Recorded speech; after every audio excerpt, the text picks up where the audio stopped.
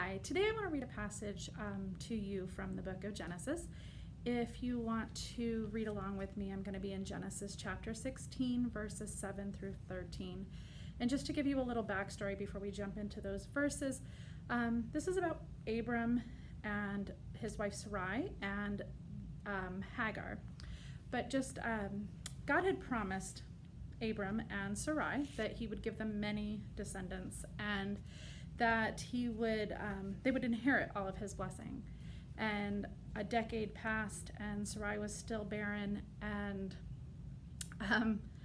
so she decided to take matters into her own hands by offering her Egyptian slave Hagar to Abram to act as a surrogate, in hopes that she would have a son and he would have an heir. And once Hagar discovered that she was pregnant, she began to treat Sarai with a lot of contempt, which in turn meant Sarai treated her very harshly. And the result of this is Hagar ran away. And that's where we're going to pick up in Scripture, which is verse 7. And it says, "The angel of the Lord found Hagar beside a spring of water in the wilderness, along the road to Shur. The angel said to her, 'Hagar, Sarai's servant, where have you come from, and where are you going?'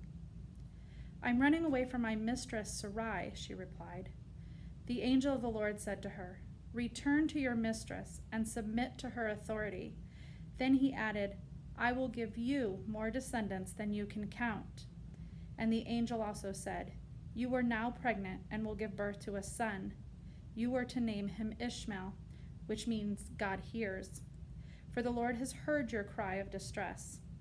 This son of yours will be a wild man, as untamed as a wild donkey. He will raise his fist against everyone, and everyone will be against him. Yes, he will live in open hostility against all of his relatives." Thereafter, Hagar used another name to refer to the Lord, who had spoken to her. She said, "You are the God who sees me." She also said, "Have I truly seen the one who sees me?" Hagar referred to the Lord as the God who sees me. God knew where Hagar was. He knew her past, he knew her present, and he knew her future. And today I want to encourage you that that's still the same God, that he also knows your past, and he knows your present, and he knows your future, and he meets you just where he's at, just where you're at. God is the God that sees you. Have a great day.